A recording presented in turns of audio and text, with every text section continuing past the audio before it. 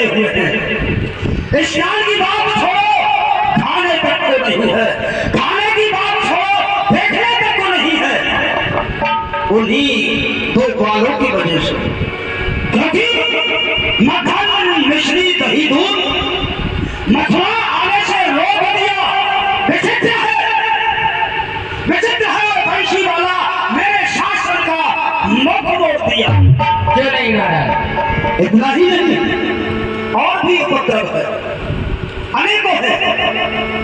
पता है क्या करता है? क्या करता है महाराज? रजगोपी जाती है स्नान करने यमुना पर, तो लेची कदम पर चढ़ता है। निर्लज्ज काम करने पर भी वह उपदेश भेज के देता है। जी महाराज। नग्न अवस्था में यमुना में स्नान करने रजगोपी जाती है, तो उनके वस्त्रों को लेकर कदम पर चढ़ जाता है। जब वे वस्त्रों को मांगती है तो पता है क्या कहता है? आओ, इसी अवस्था में बाहर निकल करके आओ और अपने वस्त्र ले जाओ। फिर भला बताओ, क्या स्त्रियां ऐसी नग्न अवस्था में पुरुष के सामने आ सकती है? नहीं नहीं ना? नहीं। फिर भी वह कहता है, उपदेश भेद के देता है। क्या कहता है? क्या कहता है? एको ब्रह्म द्वितीय नास्ति अहेम ब्रह्मास्मि। कहता है कि इस त्रिलोकी में एक ही ब्रह्म है, वह अपने आप को ब्रह्म कहता है। कहता है कि एक ही ब्रह्म है, मुझ ब्रह्म से सर्वदर्शी। आओ और आकर के अपने वस्त्रों को ले जाओ। जी महाराज। मैंने अनेकों उपाय किए, परंतु मेरे सभी उपाय निष्फल रहे। फिर भी आप जानते हैं कि हुआ मेरी जेल में पैदा वही गोरा जो ब्रज में उपद्रव कर रहा है, हुआ मेरी जेल में पैदा होते ही भाग गया। तुम 14,000 बल भारी पहरे में थे, फिर भी तुम में से बेदाग निकल गया। तुम 14,000 बल भारी पहरा दे रहे थे, तुम देखते रह गए, वह अपना काम कर गया। क्षमा करें महाराज। परंतु क्यों बता है? क्यों महाराज? क्योंकि तुम्हारी वजह से किस्मत मेरी फूटी थी, या भाग ही मेरा खोटा है। अरे तुम वीर नहीं हो, मथुरा के ये बस इसी बात का टोटा है। तुम वीर नहीं हो, तुम गाय हो। आज तक घी दूध मक्खन मिश्री सब खाते रहे, कितने बड़े बलवान हो, क्या किया तुमने? कितने बड़े बलवान महाराज? क्या अपनी अपनी वीरता का बखान करो। कितने बड़े बलवान हो? अरे महाराज, भूसा मारूं जमीन में, पानी निकाल लूं, अगर आपकी आज्ञा हो जाए महाराज, इस दीवार की तो मैं आंखें ही निकाल लूं। बस इतने बड़े बलवान हैं। ये इतने बड़े, ये अपने पर ही घात कर सकते हैं। हाँ। दुश्मन का कुछ नहीं बिगड़ सकता। जहां खाओगे वही छेद करोगे। बैठो, तुम अपनी वीरता का बखान करो। महाराज ये बहुत बड़ा बलवान है। अच्छा, ये देख रहे हो, ये कितना बड़ा बलवान है। कुछ मिलता है खाने को कि नहीं? मिलता है। कैसे क्यों बोल रहे हो?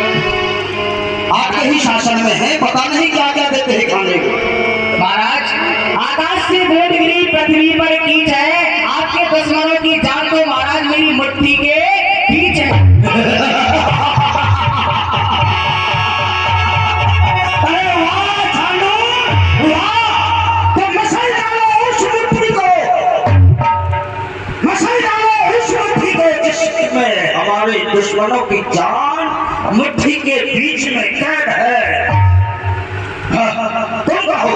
महाराज मैं भी बहुत बड़ा बलवान हूँ। अच्छा, हाँ, मुझसे बड़ा बलवान तो संसार में कोई है ही नहीं है। हाँ महाराज। तो जरा हम भी तो देख रहे हैं, अपने बल का प्रदर्शन करो। सुनाओ। सुनो, हम कितने बड़े बलवान हैं। मच्छर मारू पंख उखाड़ू। हाँ महाराज, मच्छर मारू पंख उखाड़ू, तोड़ू कच्चा सूत, अरे नौ भूसे में पापड़ घोरू मैं ऐसा रजू। अरे वाह! नौ भूसे में पापड़ को फोड़ता हूँ महाराज। बड़े बलवान हो। बहुत बड़े बलवान हैं। अरे चढ़ जाऊं पहाड़ पर, अरे चढ़ जाऊं पहाड़ पर तो पेड़ों को उखाड़ डालूं। अच्छा, अरे चढ़ जाऊं पहाड़ पर तो पेड़ों को उखाड़ डालूं और फिर भी गुस्सा ठंडी ना हो तो अपने पदम को। हमने तो जाना था कि हमारा दीवान सबसे ज्यादा खाता है, सबसे ज्यादा घी पीता है, घी नहीं मिलता तो तेल को भी पी जाता है, परंतु हमें नहीं मालूम था कि तू इतना बड़ा कायर है। अगर इस संसार में कोई भी सुनेगा कि ऐसा मथुरा का राजा और उसके सेवक इतने भीरू हैं, पता है मेरी वीरता की प्रशंसा, मेरी वीरता की प्रशंसा ये सभी जानते हैं। एक समय जरासंध ने जी जी भेजा, वह कंवलिया भीड़ मेरे सामने कुंडल करा है। आदि मैंने शूल पकड़ भेजा 10 योजन दूर, ताही समय भूपत में मान लीनी हार है।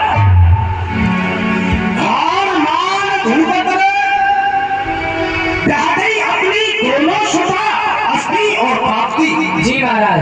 फिर दहेज में दीना, उसी ने दहेज में दीना वो कंवलिया भीड़ कुंजल करा है। जी महाराज।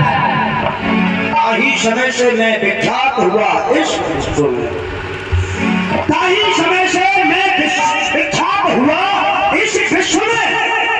कहे सभी सुर नर मुनि के कंस काल हुको काल।